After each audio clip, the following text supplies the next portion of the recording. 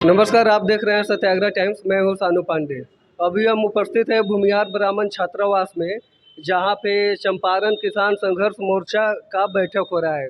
इस बैठक में इस संस्था के कुछ अधिकारी लोग मौजूद हैं। उनसे हम किसान की क्या समस्या है, कैसे सरकार द्वारा उन समस्या का समाधान होगा, उस पर हम बात करेंगे।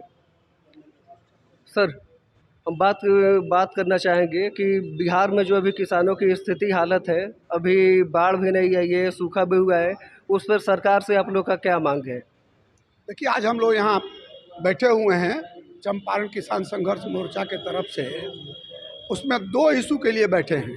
पहला तो यह कि हमारे धान की कटनी शुरू हो गई है और सरकारी खरीद शून्य है, कहीं कोई खरीदने वाला नहीं है। पौने पौने दाम पर हम किसान धान बेचने को विवश हैं।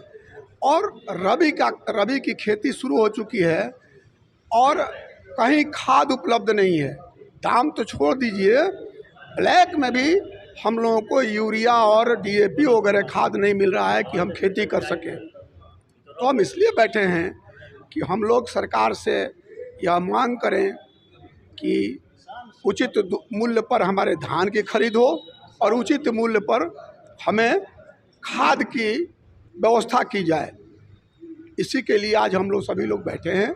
इसमें विधान पार्षद महेश्वर सिंह बैठे हुए हैं, पूर्व विधायक रामाश्रय बाबू हैं, और भी माले के लोग बैठे हुए हैं, सभी किसान के लोग बैठे हुए हैं, सभी संगठनों के हरदयाल सिंह कुशवाहा हैं जो किसान संघर्ष समिति चलाते हैं। ये सभी लोग मिल के और इसके खिलाफ संघर्ष करने की तैयारी के लिए आज बैठे हैं। लगातार बाज़ारों में खादों की कालाबाजारी हो रही है, सरकारी रेट पर किसी को भी नहीं मिल पा रहा है। बार बार उनके द्वारा हंगामा किया जाता है, लेकिन ज़िले के जो भी सरकारी ऑफिसर है, उनके द्वारा उस पर रोकथाम नहीं हो पा रहा है। इस पे आप लोग कैसे देखते हैं? उसी के लिए हम लोग जिलाधिकारी से मिलने का भी प्रस्ताव तय हुआ है। कल से परसों ले हम लोग जिलाधिकारी से मिल करके और उनको बताएंगे कि आपके यहाँ क्या हो रहा है। किसी किसान को उचित मूल्य पर खाद नहीं मिल रहा है और यह आपके पदाधिकारियों के द्वारा यह सभी भ्रष्टाचार किए जा रहे हैं। इस पर रोक लगाइए, नहीं तो हम लोग आंदोलन करने पर विवश होंगे। इसके लिए आंदोलन करेंगे हम लोग। अन्य राज्यों में जैसे सभी किसानों के खेत तक अन्य राज्यों में जैसे सभी किसानों के खेत तक सिंचाई की व्यवस्था की जाती है, बिजली की व्यवस्था की जाती है, मोटर की व्यवस्था की जाती है, लेकिन यहाँ पे लगातार बीजेपी भी सत्ता में रही, जदयू भी सत्ता में रही, लेकिन अभी तक किसानों के लिए कोई भी हल नहीं निकल पाया। इस पर आप सरकार से क्या मांग करना चाहेंगे? देखिए, जितने सिंचाई के साधन हैं वो सही रूप से खेतों में पानी पहुँचे वो उपलब्ध नहीं है। जैसे मान लीजिए गंडक नहर है, उसकी भीतरने जितने भी शाखाएँ हैं वो सब जो तल है उससे नीचे चला गया और सिंचाई खेतों में पानी जा नहीं रहा है। जितने जो आपको स्टेट बोरिंग सब लगे हुए थे, सब में तकनीकी कारणों से पानी बंद है और कोई सरकार इस पर ध्यान नहीं दे रही है। चाहे जिसका भी एनडीए का गवर्नमेंट रहा हो, चाहे महागठबंधन का गवर्नमेंट रहा हो, जो भी रहा हो, लेकिन किसानों को कष्ट है। आज किसानों को खाद नहीं मिल रहा है, जबकि खाद को भरपूर पिछले साल कोई कठिनाई नहीं थी। तो ये बनावटी कालाबाजारियों द्वारा जो उत्पन्न किया गया है खाद की कमी, सरकार को कड़ाई करने के लिए, किसानों को लाभ पहुँचे लिए, इसके लिए चंपारण किसान संघर्ष मोर्चा का आज बैठक हुआ है, जिसमें हम भी सम्मिलित हैं। चूँकि हम भी किसान परिवार से आते हैं और डीएम से मिलकर और समस्या का निदान कराने का प्रयास करेंगे, नहीं तो आगे बहुत बड़ी लड़ाई होगी, इसके लिए आंदोलन होगा।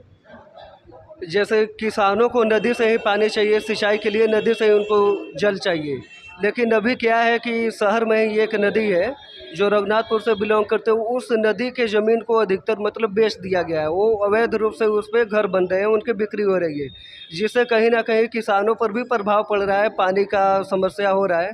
उस पर आप कैसे देखते हैं कि ये नदी का जो जो बिचौलियों द्वारा, जो ज़मीन के माफियाओं द्वारा 9 किलोमीटर का से ज़्यादा का आपको ये मोती झील आपका मिल है, जो कश्मीर के डन झील से भी अच्छा है। अगर इसको व्यवस्थित कर दिया जाए तो पर्यटक बहुत आते, लेकिन देखे हम उत्तर दिशा में कि बीचे झील के में कैसे कैसे जाली कागज बना के और उसका अतिक्रमण करके मकान सब बन गया। उसी तरह धनौती नदी का ज़मीन जाली पट्टा कागज बनवा कर और सब में बन रहा है। इसके खिलाफ भी हम लोग मोती झील के लिए भी इसके पहले हम लोग क्वेश्चन उठाए थे और बात किए थे और आगे भी इस पर सरकार से बात होगी। हम लोग चाहेंगे कि ये नदी, क्योंकि जल ही जीवन है और सरकार जो अभी वर्तमान है जल जीवन हरियाली चला रहा है, तो जल रहेगा तभी जाके जीवन रहेगा और हरियाली रहेगी। और ये लोग अतिक्रमण कर रहा है, इस पर हम लोग मांग करेंगे कि सरकार कार्रवाई करके इस धनौती नदी को मुक्त करे। सर, आप किसान परिवार से बिलोंग करते हैं, सभी कोई किसान ही है। किसान ही जल के लिए बेचैन है, खेती के लिए बेचैन है। अब जैसे किसान के परिवार ही बीमार होते हैं, जैसे सदर हॉस्पिटल का व्यवस्था ये है कि उसमें कई सारे दवाई उपलब्ध नहीं है, जिनके चलते कई लोगों की मौत हुई है। एक अखबार का मतलब रिपोर्ट है, इस पे क्या करना चाहेंगे आप? ब्लड बैंक में चालू नहीं ना हुआ इसका? चालू हो गया। हाँ। सर, सरकारी सदर हॉस्पिटल में बहुत सारे दवाई नहीं है, जिससे किसान परिवार के अधिकतर लोग यहाँ पर सरकारी हॉस्पिटल में दिखाने आते हैं, उनको सारी सुविधा नहीं मिल रही है। उस पर आपका क्या कहना है? नहीं, सुविधा अब सरकार के चलते नहीं मिल रहे, किलो नहीं मंगा रहा है। दवा उपलब्ध कराना, इसीलिए यहाँ सिविल सर्जन रखा हुआ है और सब व्यवस्था है। और इसकी कमी होगी अभी तो बात सामने नहीं है, आएगी तो हम लोग डीएम से लेकर और इसके मंत्री तक इस बात को उठाएंगे कि जनता को कठिनाई नहीं हो। हॉस्पिटल की व्यवस्था तो इधर आके बहुत ख़राब हुआ है। कितने का जो गाड़ी है, जो एम्बुलेंस है, वो खटरा बन के पड़ा हुआ है, कभी कुछ सब भाई, उसको दिक्कत होगी तो देखा जाएगा। रामश्रेय प्रसाद जी है, जो पूर्व एमएलए हैं, 4 बार एमएलए रह चुके हैं।